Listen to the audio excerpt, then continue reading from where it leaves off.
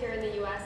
I've been really fortunate. I went to a math and science high school. My dad is an engineer, my mom's an engineer, and I was always taught that women can do whatever the heck we want to do. And it was kind of a non-issue in my household, and my dad expected us to be good at math because that's what his children would be good at.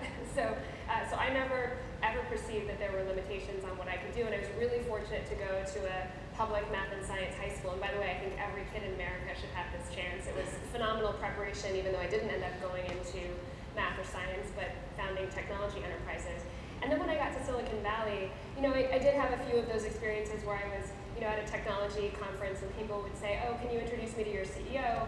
Or, nobody would ever assume that I was the CEO and founder. Or people would say, oh, so who's helping you with this?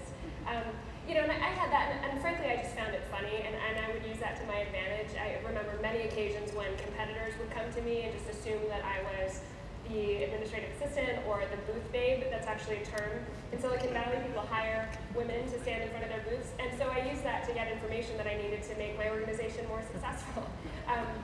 Globally, however, it is a different story.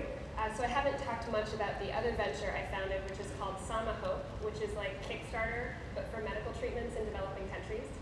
And I founded the organization because a couple years ago I was traveling with, of all people, Anne-Marie Slaughter, who's well known for writing the article, Why Women Can't Have It All. It was in the Atlantic, I think it was last year.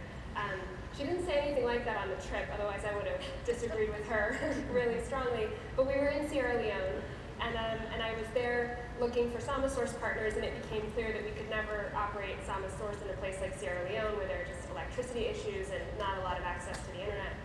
And so I stumbled into a different problem, which is that there, 1 in 8 women die in childbirth in their lifetime. And I learned a lot more about the problem of maternal mortality globally. So every minute and a half, a woman dies in childbirth around the world. It's nuts. In 2013, it is absolutely nuts that we allow this to happen. And I work in countries where the discussion isn't about leaning in, it's about avoiding getting raped on your daily walk to go get water. And so the issues are just so different. And I think in some places it still is very much a man's world.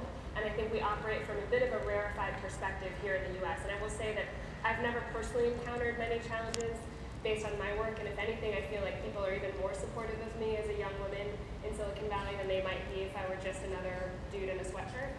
But I think globally the issues are very much still pretty severe, and I think that we have a lot of work to do to get women even to the level where they're not being selectively aborted, where they're not being denied basic access to nutrition. Just one other stat that's shocking, I was just rewatching a video by Cheryl Wudunn, who co-wrote Half the Sky with Nick Kristof, her husband, who's a New York Times columnist, and she mentioned this shocking statistic, which is that in India, one of the places where we work, women between the ages of 1 and 5 are 50% more likely to die than their male counterparts because families, seriously, they don't feed them as much as the boys. And that's because women are seen as an economic drain on the household. You have to pay a dowry, you have to do all of these things to support a woman, whereas a man is a breadwinner. So I think a lot of these things are hopefully starting to change with this message of economic empowerment for women, but are still a huge issue globally. Wow, this question that you had really, you knew what you were doing, didn't you? You said, I know exactly what I'm going to do up there. So unfortunately, we only have time for one more question. I'm so